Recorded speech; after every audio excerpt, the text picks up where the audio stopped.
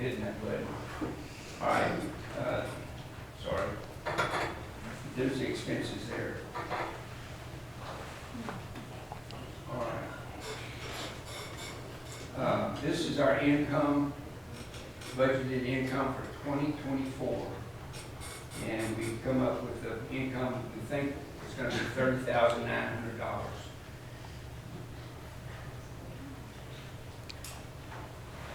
Are there any questions about the income on this chart? Most of it's fundraising. Plant sales is $10,500, and we get about $1,000 in scholarship funds, and $1,000 T-shirt sales, and $1,000 in grants. We also take in about $1,900 in class tuition, $1,950. But it's $30,000.90. There have been some questions about why we need so much money in the bank. We have $32,000 excluding the scholarship fund, which is $5,009 some odd cents. But this is the budget right here. If you see it, you can see everything is broken out into the pie chart there. The big yellow slice right there is 24%. That is your garden grants. The orange slice is the classes, class 39 and the other classes that Bill will be holding. The green one is the plant purchases, which makes that money we get back in plant sales. So that's the only one that really brings the money in, is that one. The blue one is scholarship fund. That one is, we make that $2,500 deposit if we have the money. And the next one is the education fund. That's software, hardware, and anything we need for the classes. And all of those big ones there, there's five of them. That's 74% of our income. The other 26% is administration, meeting expenses, and that sort of thing. That's all the little small wages there. That's all that other stuff. But that's why we need $30,000 in income. And if something happens and we don't have plant sales for 1 year, we would lose $9,000 or $10,000 and go in the hole that much. So this gives us some sound footing and keeps us as a viable organization. Are there any questions about the budget?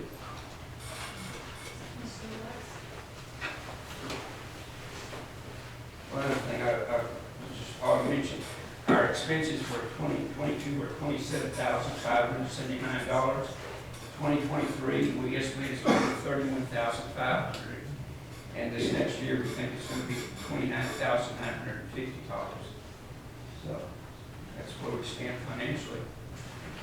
Thank you. Yes, sir. So real quick, I may be saying it wrong, but if we don't meet a certain quota for the class as well, that sets us back on the budget It does. as well too. Yeah. So that's why we need the extra money. Yes. Because this year, we bought video equipment, and that cost almost $4,000 off of that. And then we have a small class. We're not making money off of the class like we normally do. So we will probably lose about $2,500 this year, maybe $3,000 for this year. But we're in good financial shape. We just didn't meet a budget this year. So. I just want to say thank you so much for breaking that down for us. Thank you. Good job. Good job.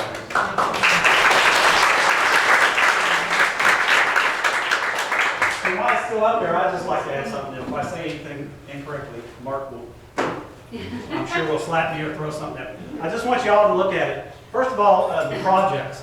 The board, last month we got together, we all hashed it out, we talked about it, we looked at the requests you submitted, we came up with a budget based on that. We tried to accommodate everyone as well as we could based on the upcoming budget.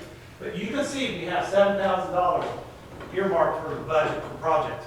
We have 31 granted, not all of those request money, but you think, okay, take 30 and divide that into 70, then you've got to look at where we have to make cuts. Now, if you are a POC and did not receive an email from me, please let me know, because I did send them out email, but I'm hearing some people didn't get them.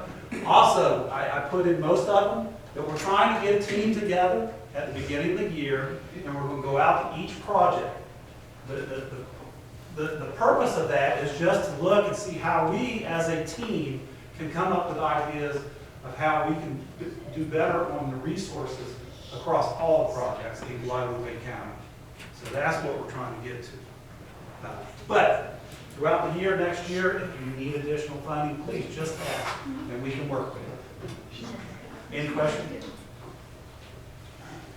Mark, Yes. I have one, and it's going to turn out not to be anything, but $50 for the Christmas tree, Yes, ma'am. you can't get. They have requirements for the Christmas tree. Has to be live, has to be this tall, and it costs more than $50, which, you know, we've been taken care of because we're good master gardeners and you just do stuff. And that's How does that happen? that's an example. Like I said, if you need an additional funding, please just get with Mark, and like I said, and we can look at it Okay. and say, okay, hey, we can come up with an additional $50. We See, can come up- that's just, you know, like, Yes. what? So that was the budget, because I think what yours was 100, and we went down to 50, so. Okay. And we You have understand the that. requirements that it needs to be a live tree. Yes, And things and, like that. and that's part of the team too. That's part of the team concept, is getting people out there so we understand. Because I didn't know that it had to be a live tree. Like I said, that's one of the things, and then we got to look at that. And then next year, we come to the funding, we say, okay, at least $100. So things like that is what we need to know. Okay. So, We're just doing our best. yep, yep, So, yes. So education report, Bill Devine.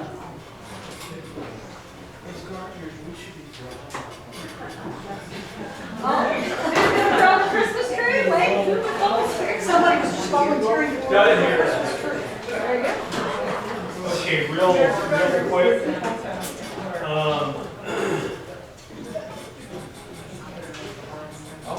I'm going to kind of make the education report quick, because I've got a couple other items I want to talk about.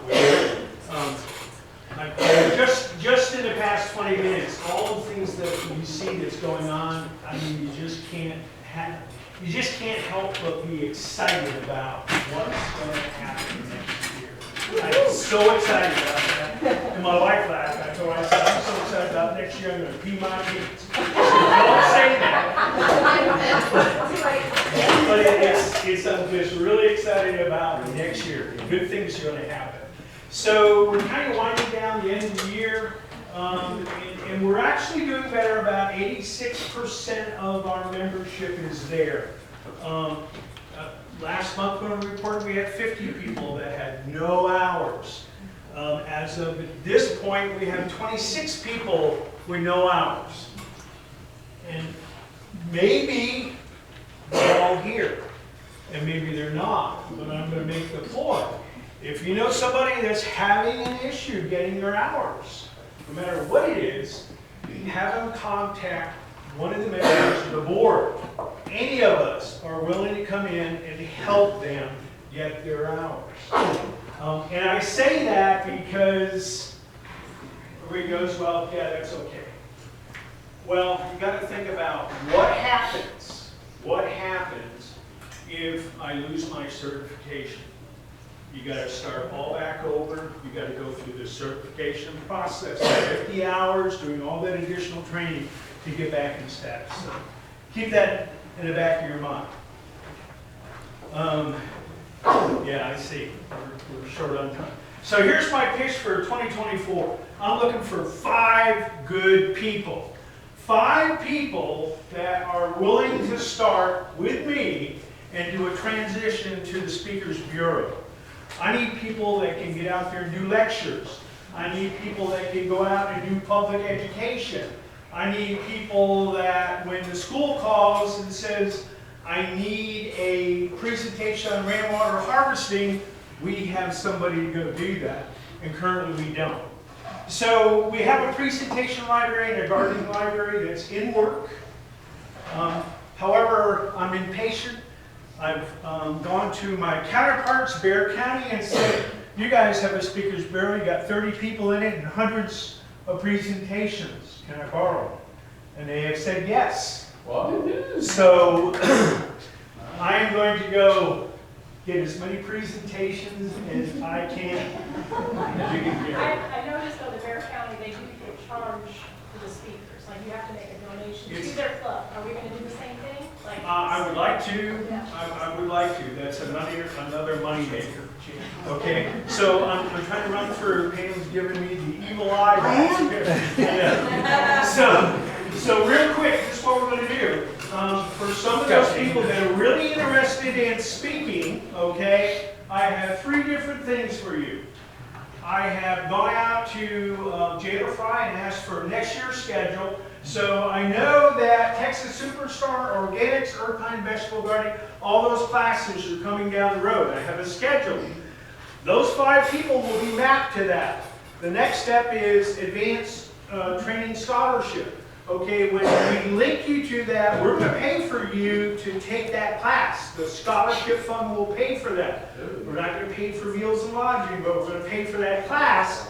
And last but not least, I just got through talking with Toastmasters Speechcraft program, which if you're not really sure you can get up there and speak, we're going to run you through that class. It's digital, 8 weeks, and you will be able to stand in front of a group of people and talk. So that's what we're offering. If you're interested, see me. Last but not least, Paul in the back. 3 months ago, we said we're going to do a team. Okay? The team is singular. Okay? Paul is the only one that's trying to do all of the recordings, and that's all we're doing. It's doing the lunch and learns and the monthly meetings. We need somebody to help him.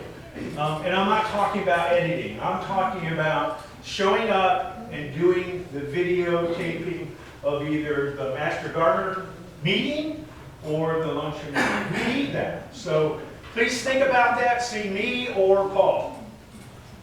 Either one of us. That's it. Thanks. I'm looking forward to next year. All right. Okay. Hey guys, I am Sarah Puckett. I am the plant sales lead for this year and the president-elect. So next month, you got me. So what we have going on, we still have Yule Fest. So April is going to be the point of contact for this. She's already got everything taken care of. We do have some plants still available that if you wanted to buy them tonight, we have some out there. They're great gifts as well. We have some special meetings with them. And I'm going to be quick. Here, pots that we made. If you could not kill me, that would be great. But if you do, now it's decorative pots. Okay, so these are great gifts that you can give to people. All actually for tonight. All the fairy gardens are worth $25, so they're a little bit cheaper, and the pots will be $5 as well. Just to get, I'm going as fast as I can talk. So we have that, the Yule Fest, she's already ready to go. And that was all by me.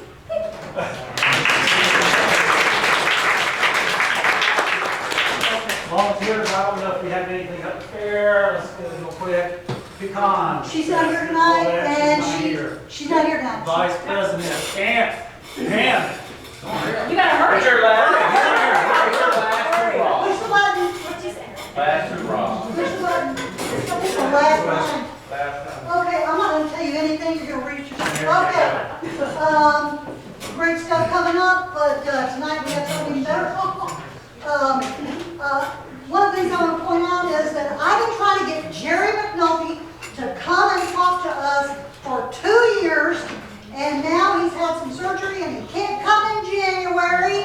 And so April is going to come talk to us about unusual herbs and unusual ways to use them in January. So we want to support April in January, and we've got some other great stuff coming up. So, tonight, let me introduce to you Cindy say. Luongo.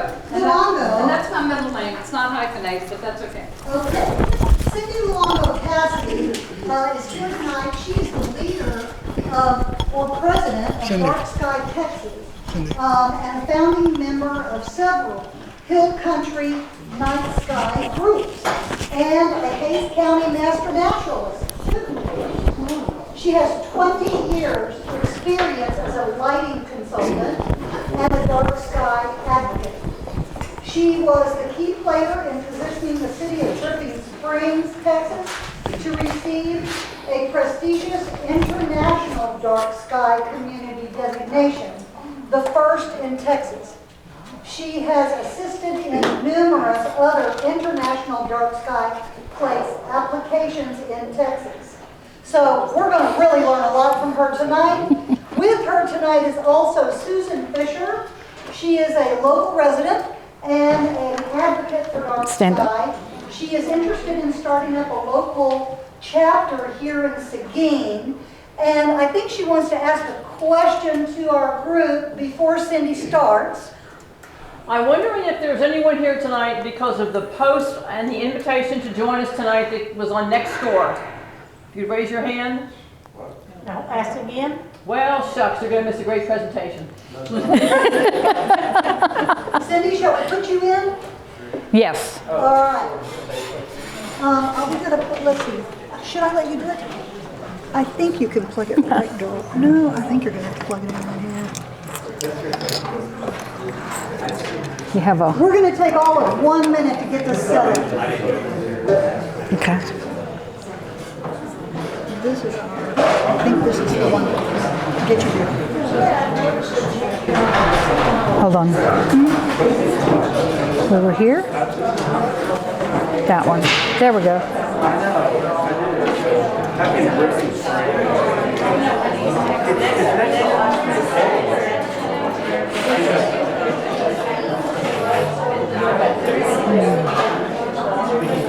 Find it? Mm-hmm. All right. We're good? Very good. All right. If you will, let's find our seats again. Get ready to learn something. Yeah. And let's give a hand to Cindy. Coming up. Thank y'all. I'm gonna do this. I'm really glad to be here with y'all tonight, and I'll check, and I know y'all are videotaping. Do you have problems with wanderers where we walk up and down? You're good with that, okay. That's always a nice thing to check. You know, some people think when you want to talk about dark sky that you're going to take their lights away. That is not true. So we're just going to start off with knowing that right up front. That you still can have the light that you need. You know, we're diurnal. We have to have light to help us at night if we're going to be out at night. So, the first thing I want to ask you about is if you have ever been out, and let's see if this will go. Oh, wait a minute. Well, I'm not sure there's another plug for this one. I might just have to use the arrows. Okay. Boom, we can do that. That is west of here. I want y'all to think about a time that you've, been out at night and have perhaps seen stars not quite as good as these, but maybe you have, which is wonderful. Think about how you felt sitting out under those stars. You just take a deep breath, right, and relax. I have been told by some of the researchers who look at what happens to us physiologically when we're out in the night sky that it helps to lower our blood pressure. It does all these things to us that is good for our health. And that they said every little cell in our body knows about it. knows what time of day it is and knows what's going on. So that's something to think about and consider going out under the stars more if you can. Let's also talk about what the night sky has meant to humans for years. Who can think of a way that our culture has connected with the night sky? Astrology. That's true. Yes? Navigation. I'm sorry? Navigation. Navigation. Yeah. Being able to mark time so people knew when to plant. You guys are gardeners, come on. No, when to plant. And you would know, when certain things would bloom. All these cycles that would happen, we used it to mark our calendars, in our culture. We've also connected with the art, our art and literature, with the night sky. So there are a lot of things that humans have used in connection with the night sky.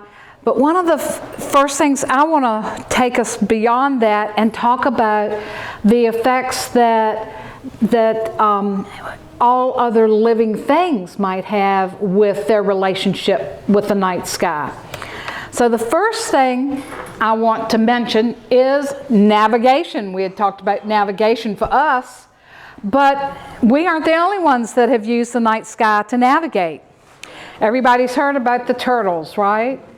Yeah, they when they hatch, they pop out from under the sand, and they need to go to the ocean.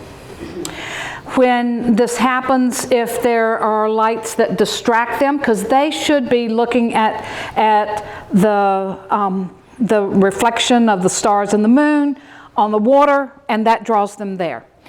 We used to think, okay, when there are lights around, that we needed to shield them. We need to make them a certain color so that it didn't distract them. And we thought, okay, you hear about turtle-friendly lighting, and that we could have that. Well, we've learned recently with more up-to-date research that just the sky glow is enough to confuse them, and they go the wrong direction. One of the things I'll show you in the bottom left photograph, can y'all see these little tracks? Those are the tracks of a baby turtle. Confused about what direction to go in. And they go around in circles. So that puts them in a position where predators could eat them, or they may go into a road or parking lot and that type of thing and be killed. All right, navigation. Another critter that uses the stars to navigate. Yeah, exactly. Who would have thought that dung beetles, if they're out at night, would use the Milky Way to navigate? And you think, well, okay. Do they get that lost? Well, they need to go directly back to where they're going to store their little ball of dung, because other dung beetles will steal it from them. Aren't they bad? I mean, think about it. If you were going to the grocery store and you had to worry about, man, I got to go on the freeway, and I got to go straight, back to my house and put my groceries away because somebody was going to steal it from me. That's what they're dealing with, and they need that Milky Way to get them back to it. If you want to get into a long conversation, let's talk about how the scientists figured this out. It was, in a planetarium where they could move the Milky Way, and then so it's a funny story. Okay, navigation still. A little bit more navigation. Oh, mercy, our gorgeous birds, right? And they come through here. They come right over us.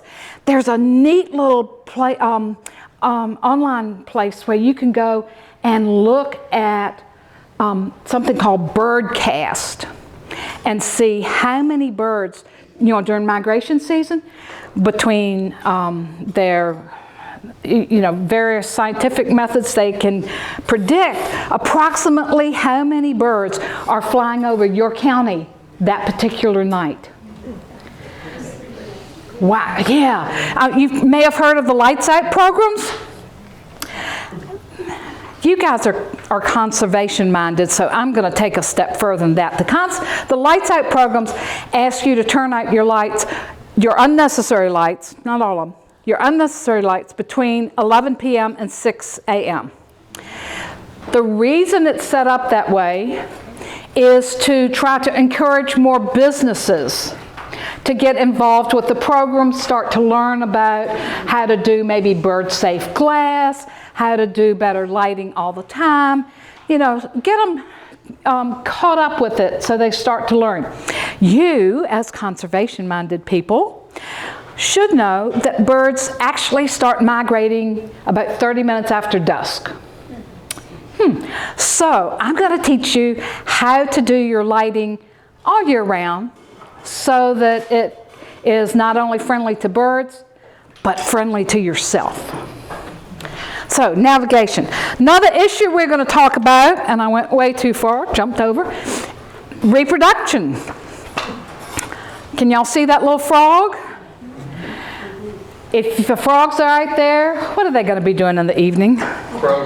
Exactly. And they're doing that to call their girlfriends, right? So, if you go out and turn on a bunch of lights, most of them will stop. A couple of species aren't quite as effective, but most of them just shut down. They don't call their girlfriends, they don't go foraging for food, they don't do all of the things that a frog should do at night. They wait. You think, okay, well maybe it's okay if we, as long as we turn off the lights about 10 or 11 o'clock at night, right? Well, what happens is that then the frogs wait a while after lights are turned out, like 2 to 3 hours, before they start up their processes again. So we squish, technical term, squish a number of hours, the amount of time that they have, that they can do the processes that they should be doing all the time. So it can damage them that way. Another of my favorite critters that has reproductive issues because of our lights are fireflies, lightning bugs. Did you know that there are over 150 species of lightning bugs in North America alone? And every one of them has a different blink. Well, of course, to complicate matters, they'll only mate with the ones that are of their particular species, so they have to find somebody with the same blink. Okay, we've got all the lights on. If somebody's blinking back there or over here, it's hard to see, isn't it? Unless it's dark enough that they can see each other. So one of the big reasons that there aren't as many lightning bugs as there used to be is because of all the light pollution that we put out there. And I could actually say made in here. I just did a video for Bamberger Ranch for the kiddos, and we had to say they were making families. So, sorry. You just do this. Okay. All right, let's think about plants. Plants, when they need pollination, right? For their reproductive activities. And the pollinators need the food. So when there is a lot of extra light around, I've got a particular plant here that mostly blooms at night. And I'll show you another picture of some that just bloom at night. There are a lot of white flowers, Dayturna, that bloom at night. Well, they need pollinators at night, and there are more pollinators actually out at night than there are during the daytime. So they're out there working at night. We have bats pollinating, a lot of pollinators at night. But what happens is that if there is a lot of artificial light around, when the pollinators come, they don't know exactly why, but they do know the data shows that the pollinators don't get as much pollen on them when there's artificial light around. And then there aren't as many blooms that bloom, because they're dependent on, triggered by the darkness to bloom. So we have fewer blooms, we have less pollen on each pollinator, and we get this cycle going down so that you don't have as many plants that are pollinated and reproducing. Another issue that I'd like to mention for you is that, our birds, we love the birds, right? We put out native plants that the birds love. Some of us, I'm sure, are bird watchers. So that I want you to be aware that certain birds, and I've got 4 examples here, go into, reduce their metabolic rate significantly at night. And with hummingbirds, we talk about going into torpor. They reduce their metabolic rate by 85%. So their heart rate, everything just slows down. And they do that every night. While they're doing that, that helps them to rebuild their immune system. It helps them, they don't have to be out constantly eating, and they can rest. We have also taken note that many hummingbirds will not build their nest in areas where there's artificial light. That they avoid that if at all possible. So they know they need that darkness. That darkness triggers them to go into torpor. Do you see the other birds, some from 20%, 50%, 68%, and of course the hummingbird at 85%. Each of those, that's the percentage that they reduce their metabolic rate at night. And all of that is triggered by the darkness. Exactly. So what about us? What's happening to us each day? Have you thought about that? What should our bodies be doing at dusk each day? Well, y'all have heard of melatonin. You hear that as, we need that to go to sleep. We also use that for quite a number of other things in our bodies. It helps us rebuild our immune system each night. So to stay healthy, we need that melatonin going. When you have melatonin in your bloodstream at the rate that you normally would if you are around natural darkness, then it stops the growth of most cancer cells during that time period. They start again the next morning, but you've slowed them down and you've given your body a time period to fight them and for medicine to fight them. There's some medications for cancers that they give you at night when you have melatonin in your bloodstream, that they work best in. So, all right, what stops us from producing that melatonin? Oh, we're going to get to see some things that stop us. All right, can I get you to help pass these out? Let me keep these little silly rubber bands. Yeah. And I'm sure Susan will too, yeah. And we'll do them on the other side. Yeah, want to take that to the other side? Perfect. Perfect. We've got one for everybody. Oh, these are fun. These are called diffraction grating glasses, and the reason that I want you to look through them is that we're going to talk about the type of light that stops us, that's most efficient at stopping us from producing melatonin. And that light you may have heard of, it's called blue light. And you think, I don't have blue lights around, so I'm fine, right? Okay.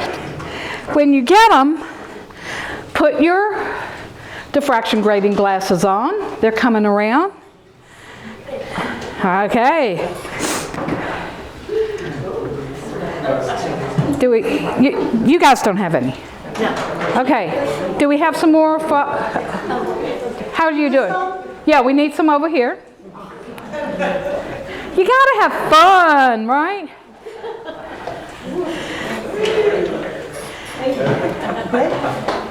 That's right. Pictures, pictures. I'm gonna do a selfie with you guys. Oh, gosh, I wish I had a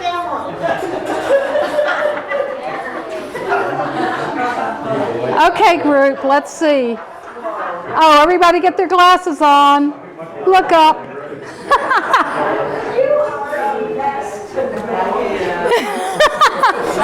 Yeah. All right, so what are you seeing?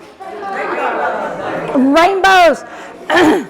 You know, that's the full spectrum of light. Everybody's heard of that, right? Remember that?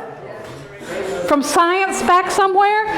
The full spectrum of light. This is kind of what it looks like for those at home who don't have the glasses on.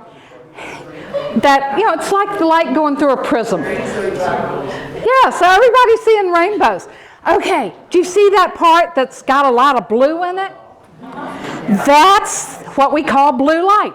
That is the most efficient spectrum of light that stops you and almost every living thing on this planet from producing melatonin. I don't know if we can get the lights out in here. Lights out. Can we get the lights down a little bit? Okay, we have one by the exit. Okay, if you can put your hands up and look at this light that I'm holding, you know, put your hands up beside your eyes to block out this one light. I'm turning it off. Oh, you're turning it off. All right, everybody stay in place. You know where you are. Don't be scared. That's probably the exit one. It's okay. Are you looking at this one? Yeah. What colors do you see? Red. Red. This is the type of light that astronomers use because it doesn't mess up the optics and allows their eyes to adjust to let them see. But it has very little blue light and it doesn't mess up your night vision too badly. Let's look at another one. This one. Exciting?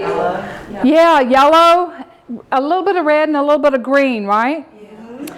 Okay, this is a regular old bug light.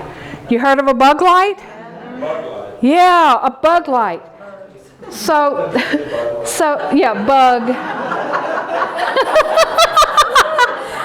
We're gonna all have Bud Lights after this. No, this is a bug, B-U-G light. And this is a light that doesn't have that blue wavelength in it, right? So, for instance, my husband and I have these, you know, on our bedside tables. We also have one switch in the bathroom that will turn on a light that's a bug light. Because when you get up at night or anytime that you are around artificial lights at night, if you're around those lights that have the blue in it, that's most efficient at stopping you from producing melatonin. So any light, any artificial light will reduce your melatonin, but that blue light will stop it cold.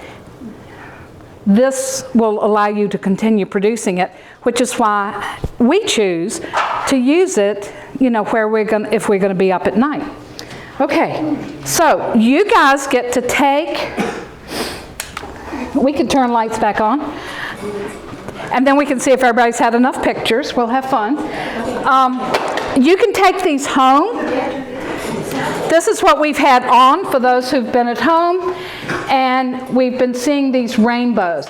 So you can take that home and look at your lights at home. You can look at things like your cell phone. This is actually, I've got pictures here of my granddaughter. I might as well just not call her the model.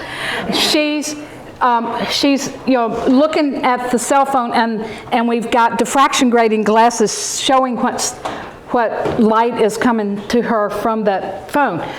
if we do it again and have it on night shift, there's still a lot of blue. There's still a lot of blue. Here's, you can see the difference. The regulars on the left, it has a lot more blue. Night shift does improve things some, but don't count on it to not have that light in the blue wavelength that stops you from producing the melatonin. So I think that's something important for us to know about ourselves. We are not the only living things on this planet that produce melatonin. Almost every living thing, trees, bushes, animals, almost every living thing produces melatonin in one way or another. Okay, so we got through the lights. We were having fun looking at the demo, but for those at home, you can see some of what we were seeing with the bug light and the red light. So I want to ask you to take these home, look at your lights, think about what you are experiencing, and you may choose to alter your lights a little bit.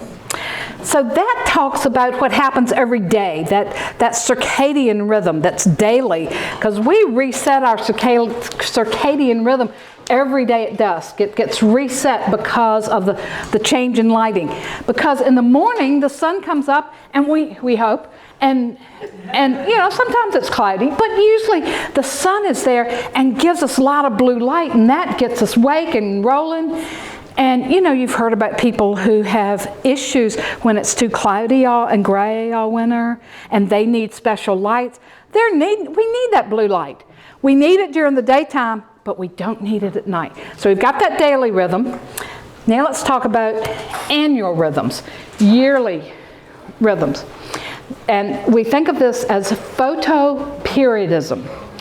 So it's controlled by the number of minutes of daylight that we have each day and the number of minutes of darkness that we have each day.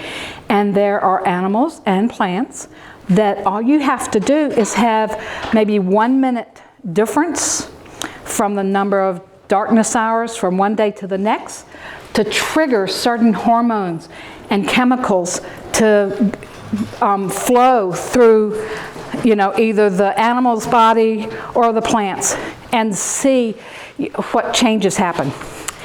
I bet most of you know that during the summer solstice, that immediately after that's really when trees change their chemical processes and start the process to create all the colors that we see in the fall.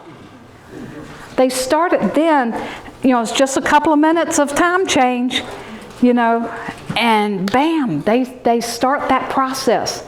Takes a while for us to see it, but that's when they start it. I didn't put it in this slideshow, but I've got a picture of a tree that is beside a street light. And the street light is shielded pretty well and shining down on the bottom part of the tree and not on the top part of the tree. And in the fall, when the tree, it was deciduous, should have been dropping its leaves, the top part dropped its leaves and did all the things that it should be doing that is good for its health, and the bottom part didn't. It still thought it was summer and did not go through that process. And you know, plants need to go through those processes. I have another example of a plant here. You probably can't tell from the picture, but this is a soybean field. Very exciting for Central Texas people, right? But look at the pattern. The whole thing is a soybean field. Do you see the pattern of what's still green? Now let me tell you, the brown part is what the farmer can harvest. So if it's still green and not getting brown, then he's losing money on that part. He does not have a harvest. He has lost part of the harvest because of them not getting right. Look at the pattern. Do you see what's happening? The lights along this freeway Yeah, the green part is representative of the pattern of the lights. Yeah, I remember hearing about the city council in Honolulu had, you know, especially for some of us who are old enough and went to Hawaii for R&R, you know, when our family member was in Vietnam. And they had put in the center of the highway from the airport to downtown Honolulu all these poinsettias, because naturally there they would bloom and just be gorgeous. Well, somebody in city council said, what about all the flights coming in from Nam at night? And, you know, they can't see the poinsettias very well. So they put up lights along this road. Y'all know what happened. You're laughing. Yeah. How did they miss that? I don't know. But obviously, for those of you, yeah, they quit blooming totally because of the lights. They needed the natural, getting dry. They needed, you know, that natural darkness every day to continue to bloom. So yeah, how much darkness and how much light they get is very important. Also, yes. Where's this picture on your screen? You said that's in Texas? No. Yeah, because we can drive without lights on the road. I think so too. We have headlights, don't we? What did you say? I said yes. Yes, we have headlights, don't we? Yeah, we have headlights. I don't even use headlights. You know, I love it. You just got to turn the gain down on the dashboard lights, right? I've had so many neighbors who've moved out from the city, and they're like, wow, I can't see out here. There's no lights. And I said, have you tried turning the gain down on your dashboard? And, you know, because their dashboards were blinding them. So they turned the gain down. They were saying, oh my gosh, there's so much stuff out there. They can see because they got that glare out of their eyes. Yeah, this was not in Texas, but a good example. All right. Yes. Okay, so another thing to be concerned about, you know, we've gone through the navigation and the reproduction and the circadian rhythm and the annual rhythms. What about just general competition among the animals? Anybody ever had a light left on the porch? Wow. Okay, what happened? Oh, all sorts of bugs, moths, everything, hanging out, flipping around. Yes, they're there. So they're not out doing what they should be doing with finding a good home and a partner, et cetera, et cetera. You know, we've talked about that somewhat. They are not out competing with the others. I will mention here that, in fact, if you've got all those bugs being drawn to a light, you probably have a few frogs and lizards coming up. And I know an individual who was concerned, had to take her dog to the vet because it was bitten by a rattlesnake. And, they discussed, what had happened. And she said, oh, but I'll leave the lights on so my dog can see. And the vet said, okay, so what's hanging around your lights? Which we just said, what's hanging around them? Frogs and lizards. Well, what's going to come and eat the frogs and lizards? And it dawned on them, oh, yeah, that's drawing the snakes to the back door. So, if you want that. Another thing I will mention, since you're master gardeners, is that when you have lights on around all your plants in the yard, that they have shown that over a couple of years' time, that you will triple the number of slugs that you have. Yeah. Yes. Yeah. So, you can consider that. Okay, so we also think about the balance between predators and prey, whether the predator can see,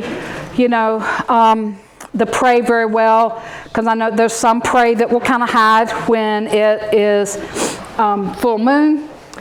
There are some critters who will take advantage of our artificial lights. In fact, crows will often work as a group if they are around a lot of light pollution. They'll work as a group and have like 2 or 3 scouts almost, lookouts, looking for predators coming in to watch out for the rest of the group as they, are doing their work. Another, but I don't know of any species that is endangered that takes advantage of our lights. Here's another example. This is a spider smorgasbord where the underneath of a bridge was illuminated. So the spiders said, "Whoa, dude, I see what's happening." And they built all their spider webs to catch the insects coming in. There have been places where the scientists have counted, the numbers of insects that die under our lights, and it's just a phenomenal numbers. So, I wanted to use this. This is a great little snake. He's so sweet. Very friendly. Yes, he's an eastern hognose. And I use it to remind me to tell you a story. There was a snake that the biologists were concerned that its habitat was being taken over by development. But they and some others were able to get some grants. They had a huge area of land, like 25,000 acres, that was good habitat for the snake, and they thought, okay, it's going to be fine. Well, the snake quit living in almost all of that habitat and gathered down in 1/4 of it. After some research, they finally determined that the issue was that there was sky glow in all of the rest of it, and that corner was protected by 2 big mountains and gave it a dark enough area where the snake would actually stay. So I want you to consider this quote. What if we woke up one morning only to realize that all the conservation planning of the last 30+ years told only half the story, the daytime story? Most of the research used to be done just in the daytime, and in the last 10 to 15 years that has started to change so that we are learning more and more about the issues that living things are having at night. We know what it looks like to destroy a habitat with a bulldozer. We don't think a whole lot about what it looks like when we destroy it with artificial lights. So something to consider.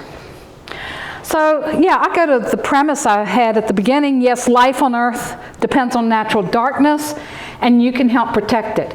So next we're going to talk a few minutes about some of the issues that challenges we might have with outdoor lighting and how to fix all of it. Okay, so here's some of the challenges we're going to have. First one we're going to talk about is glare, safety, and security. Because most of us want to be safe when we walk out at night. I don't know anybody, I actually have a couple of friends who will walk, and one gentleman here, who doesn't need light at night, right? No lights. And yeah, they have great eyes. I'm old enough that I need a little bit of light. So my question is, does that light make you feel safe? We've got the backyard all lit up. It's a plain old spotlight in the backyard. All right, well, let's look at what happens when we shield that light so that it's not glaring in our eyes. Do you see the gentleman? He was there. He was there all along. That light kept us from seeing, because if we can see the source of the light, our eyes adjust to the brightest thing out there. So think about that with your lights. Are you getting, is it a glare bomb? No. Is that thing putting so much glare in your eyes that then it's making everything else look dark, because that's the way our eyes work. If we reduce the amount of light and shield it so that we don't have that direct view of the bulb, then we can see further. I personally tried this with my porch and ended up, where they started out, where the contractor started out, who built my house with, like a 75-watt bulb on the porch. I now use a 25-watt. So it saves me money, and I can see further out into the yard. And it's just amazing. So that's something you may want to try, but it's something to be aware of. It's a good thing. Look at this example with some entrance safety. The bulb on the left is a bare bulb. The one on the right was a person I know who took, you remember the old pineapple juice cans? Pretty big. Cut off the bottom, made a smaller hole in the top big enough for the light bulb to go through, painted it to match the house, made everybody happy. Took the bulb down, put it up, a couple of self-tapping screws through there, put the bulb back in, and voila. You can see the steps, you can see where you're walking. So we want lights that help us see, right? So we're going to talk about ways, and we're seeing a few ways, to do lighting so that we see better. All right, and when you do that, you can usually reduce the amount of light and save yourself some money too. Nobody's going to complain about saving money. At least I haven't found anybody who did. Okay, light trespass. These are two different buildings. The big green line in the middle, the building on the left is on one side of the street. The house on the right is on the other side of the street. The house on the right has 0 outdoor lights on. Can you imagine trying to sleep in that house? Okay, this is called light trespass. When light from another property comes over. If I like to examine my own property, do an assessment there. If you look at your lights from other properties and you can see the source of the light, if you can see the light bulb, if you can see maybe, a real refractive type of lens, if you can see that, then your light is trespassing on the other property. And you're paying for that light to go over there. So, what you can do is with a little, either a shield for that light, can be as expensive as that pineapple can, or a different type of light. There's ways to do this. If what this is showing is that this is old barn light. If you remove that part that's, it's a refractive plastic, take that off and put a shield on instead, because that plastic and this little aluminum go together. Take that off. If you had it shielded instead, you can reduce, I've got photometrics that show you can reduce the wattage on the bulb in half and have the same amount, if not a little bit more light in, like, if you mount it at like 20, 22 feet, like a normal barn light like that, you mount it at the same height, you get the same, kind of 100-foot circle around with good light with the same amount of light for half the electricity. If you have using half the electricity, what happens to your bill? It goes in half. Yeah. So these are things for all of us to consider, and for us to consider if we're talking, maybe to a business, things that we can talk to them about. I know personally I have trouble, I'm old, I have trouble with a lot of light clutter at night. And it's much more appealing. I will go places where I'm not blinded.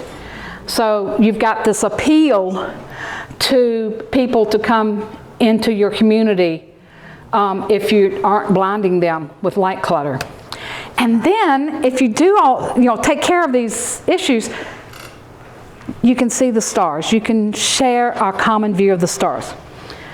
So I want you to think about if you've seen these lights with any that you can influence. So let's talk specifically about what you can do. I have cards that have these 5 principles of responsible lighting on them. We also have them on the table out there. I'll make sure there are plenty if anybody wants them out there before we go. But they are going to walk you through and explain these 5 principles of responsible outdoor lighting. I want to explain that those 5 principles were agreed upon by the Illuminating Engineering Society. That's like all the trained lighting designers. They said this is the way we really need to do outdoor lighting, and they agreed with Dark Sky International about how to do it. So it's a joint list of ways to do it. So first thing is it useful? Ask about every light. Do I need this light or not? No. Good answer. Good answer. Is it targeted? Is it shielded so that the light, the illumination, goes where you need it? Notice that under the acceptable side, every one of them, the source of the light bulb, or most of us have LEDs now if we're buying a new light, the diodes are shielded so that you don't have that bright glare right in your eyes. So that's huge. If you just remember that one thing, you have gone ways into making it so that you can see better with the lights you have. So aim lights where needed. Notice that it's best all the way over to that better to have the shield so that the light goes down at an angle. If it comes out straight at the side, we used to think that was good. We have found that the light, like if I'm a light and I'm letting the light, I'm keeping it below the horizontal. So this is 90 degrees. So they found that the light that's like 15 degrees below and above that horizontal, that creates more sky glow than light that goes straight up, because it goes on in the atmosphere. Especially around here where we, have a lot of Texas, and it goes on and on. I've been in like Fort Davis, and you can see the lights from El Paso. And you're thinking, that's 200 miles away. Yeah. Okay, next thing to check on is lower the lights down to the lowest level that you can use to actually see. Sometimes you have to experiment a little bit with that. We talked about that with lowering it. And are the lights on when they're needed? What if it's 3 a.m. and this parking lot's all lit up? That isn't going to stop anybody from going over there. In fact, if somebody went over there and they weren't supposed to, they'd probably have to take their own flashlight if they'd cut the lights out at night. They'd save a lot of money. And somebody have to take a flashlight, then somebody might notice it instead of, oh yeah, those lights are always on, I don't know, somebody's over there. Yeah. There have been some school districts that have, for monetary reasons, for budgeting, cut their lights out at night. They found that vandalism dropped to almost zero because nobody wanted to go over there unless they could be seen how they were doing such fun stuff. Yeah, they thought they had to leave the lights on, and they cut them off. Yeah, so there are, well, with their buddies that they were doing it with, there have been professional studies about crime and lights that shows that lights do not deter crime. You can help it a little bit with lights if you do things like motion detection, because then it comes on and it's like, oh, is somebody in there, or is that just a motion detector light? That type of thing can help. So, controlled, you want to, you know, turn them off if there isn't a person there to use them, but have, you know, motion detection. Have them timed if you know people will be there very shortly, that type of thing. You know, everybody's going to show up for work at a certain hour. You know, have them timed. Or use a switch. If I'm going to take the dog out for a walk, use that switch, turn it on, I can go outside, see what I'm doing, let him do its thing, come back in, turn it off. And the last thing of the 5 we're going to talk about is the color temperature. Remember that we talked about the blue lights? Well, the higher the color temperature, so the whiter the light looks, the more light it has in that blue wavelength. So our older incandescent lights that we had for years and years are 2700 Kelvin. And they have a little bit of a yellow tint. But we don't really notice that yellow tint. We could see fine with them. If you go to like the National Park Service, they use true amber down, you know, like 1500 color. So use the warmest light you can get hold of at night. So yeah, life on Earth depends on natural darkness. And my challenge to you is to, you know, just think about your lights and whether you want to make any changes or not. Or get involved with a group that might help with community changes. So you can download the 5 principles if you want extra copies from darkskytexas.org. Under our resources, you can download it. Like I said, I'll have copies out here for you. I want to tell you also about this fun little Be a Star Award.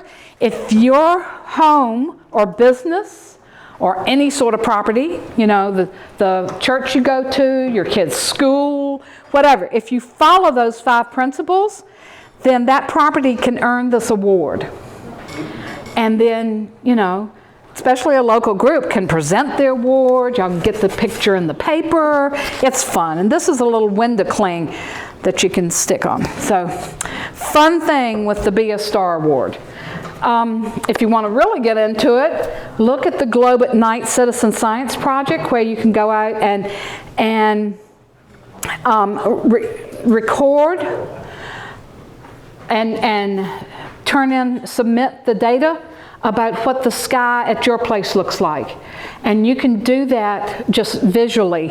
And there are 5 things that, you know, you go to this website and there are 5 pieces of information you put in. If you'll let your phone or computer know your location, then it figures out, and the date, it's going to figure out most of that. And you just have to say, oh, okay, my sky looks kind of like this picture. And here are any notes I wanted to make about it. It's very easy, and it's a fun citizen science program to participate in. So here are some resources. I'll leave that up, and I'm not sure how much time we have, maybe 2 minutes for any questions. But you guys have been a great group. Thank you.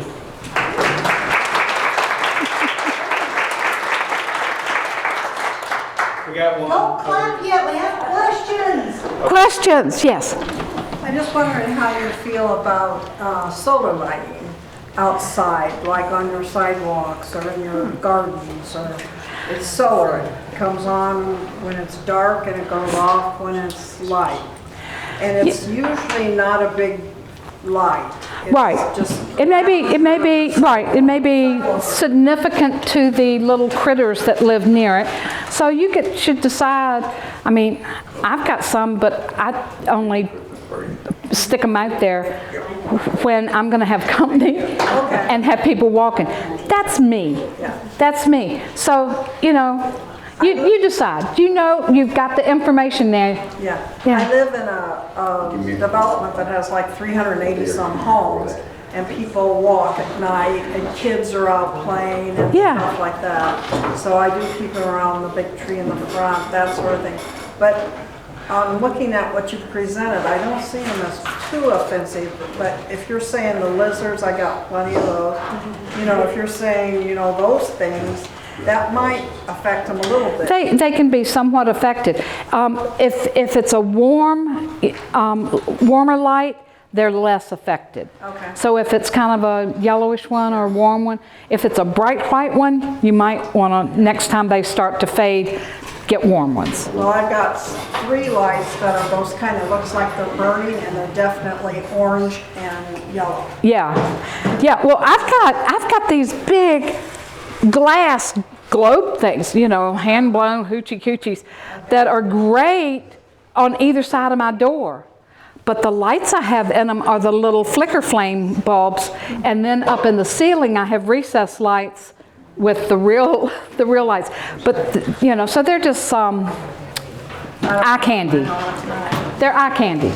Yeah. My backyard, I have the, like you say, the motion detector light or 2, and sometimes some animal. Some big animal will turn them on. Coming right over there. Yeah. But I was just curious about the solar. Yeah. Thank you. I know we had a hand over here. I got a night light in my backyard. GBC puts it up. Is there anything you can do about that, or is there anything GBC will do about it? Yes. I would think that you could call and, I mean, do you want it on at all? Would you? Yeah, I want the light. I mean, I like the light in my backyard. Yeah. Say, is there something I can do To improve it. Yeah. I don't know if they have BB gun. a BB gun, but he wants it on. So I would call them and ask them if they have a shield that would direct that light just to your backyard. Now, is this a light that you had them install? Yeah. Yeah, You can have them put a switch on it. I don't want the switch on. he wants it on. So you want it on all the time? Yeah. Okay. I want my neighbor's light with GVC off, which I do at my house. Yeah. Yeah, I mean, I guess for you to think about is, you know, is it useful if you're not out there? Yes. Some of the cities right now are doing, we have, for instance, New Braunfels, we have a lot of the regular street lamps that are out, but they're putting out these new violet colored lamps.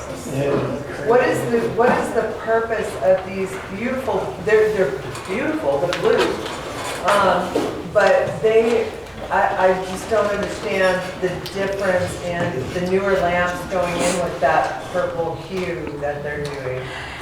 I have heard that there have been some issues with those, but I can't remember all the problems with them. I apologize. Are they for the dark sky initiative? I would say no, because purple is going to be negatively affecting other animals, just, you know, because there's this big push to get rid of the blue, you know, reduce the things in the blue wavelength. So a couple of companies came out and said, okay, we won't do blue, we'll do purple. And it's like, wait a minute, that's a whole new issues for different. It's not consistent. That's the thing. It's like you'll be driving along and there'll be regular streetlights all along, and then all of a sudden there'll be one blue one. And then I think I would call who's ever putting them up, the city or whoever, and say, help me understand why you're doing this. Yeah, and I think also, I read somewhere, I think it San Antonio Express or something like that, because it's in San Antonio as well, is that there was a defective batch of lights, actually, that they noticed. That's what I read. Yeah, and I've read that there were some communities that got these purple ones, and then the purple went into you know, were defective themselves and went into other colors and were problematic. Don't forget on the way out, there are some index cards and pens. If you'd like to leave us your email address, you can be added to the newsletter that comes out. So now, let's give Cindy a warm hand. Thank you. Did you put those on the table? Yeah. Okay.